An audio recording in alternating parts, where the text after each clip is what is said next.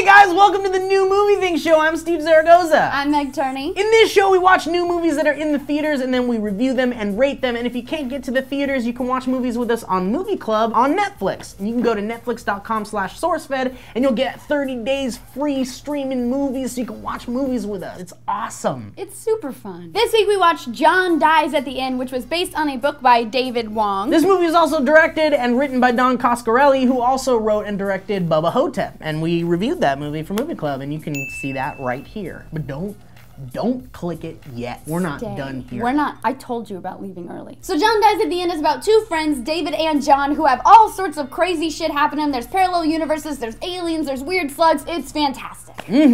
Gory and scary and monsters. The film stars Chase Williamson and Rob Mays as John and David, and they both do actually a fantastic job. Yeah, they're alright. I mean, look, they're not the best actors. They're kind of newcomers, I think. I haven't seen them in anything else, really. I know they've done other stuff, but they're kind of newcomers to the theatrical scene. Also, Paul Giamatti is in this movie. Wait a second. Before we move on to Paul Giamatti, can we mention that they're super foxy and, single?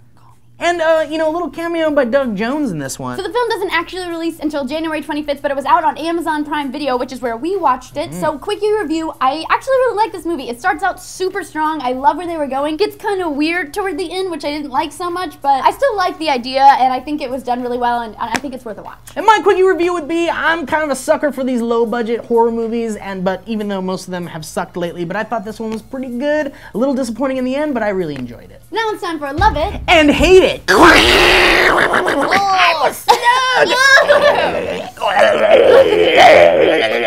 love it would have to be, I love how they did the whole low-budget horror thing. They used a lot of practical effects, which is really cool to see in movies nowadays, and I think the actors did a great job. You could tell everybody wanted to be there, and they actually really believed in the project. I thought that was really cool. My hate it would have to be, I thought it got really weird at the end. It took a weird turn, and things aren't really fleshed out as well as I'd hoped they would be, but yeah, I think that they were going for something really cool, but it just didn't really translate in the end of the movie.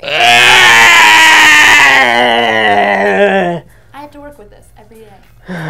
Killed him. I killed the monster. I'm alright. My love it would be kind of like Meg's. I really like the fact that they used a lot of puppetry and a lot of cool practical effects and not so much CGI craziness. I also like that it was genuinely funny. I did like that there was a lot of witty dialogue, like at one point. He says, have you heard that saying, I want to shoot you so bad right now, my dick is hard, which I'm going to use in my life now, I think, right? I also love that it kind of had that Bubba Hotep kind of humor to it, which I thought was really kind of pleasant because I really liked the humor in Bubba Hotep, and it translated well into this film. My hate it would be that the movie kind of falls apart in the end. There's so many cool ideas in the movie about aliens and the supernatural and mind reading, and there's all these kind of like really practical ways to figure out this supernatural stuff, and I thought that was brilliant, but then it just kind of falls apart once we figure out what the movie is actually trying to do, and then it's just kind of like, oh no, it's not good. My love it would be, I love that they did so many practical effects, and it was just like a low-budget horror film that you felt like everybody really wanted to be there to do. Like, it wasn't perfect. There were definitely mistakes and like weird stuff going on, but I don't know, I just think like the heart and soul of this film was in a great place, and I like what they were trying to do with it. My hate it would have to be that I don't like where the movie went in the end. It's just like a train that fell right off the tracks, and you wanted so badly for it to get back on, for them to bring it together in like a brilliant way, and it didn't really happen for me, but I mean, I still left the film thinking like, alright, cool idea, and I'm glad I supported it. Final thoughts, I think this film was great. It did something really cool, and it did it in a fun way. The dialogue was great. It does go kind of off the rails, but I still think you should see it. It's fun to take friends to and have a good time watching. For a rating, I give it 3 penny apples out of 5. I like where it was going, but it definitely did derail, so, 3 out of 5. My final thoughts would be, I really liked the movie, but it was disappointing in the end, so I want to give it 3 out of 5 Ewok hugs because there were good ideas,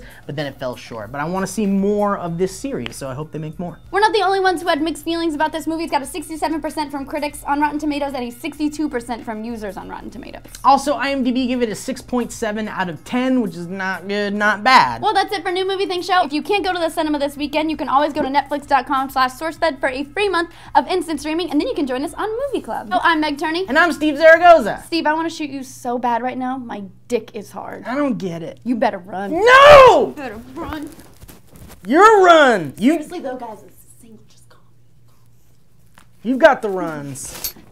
John dies at the end. Oh God. I'm a slug.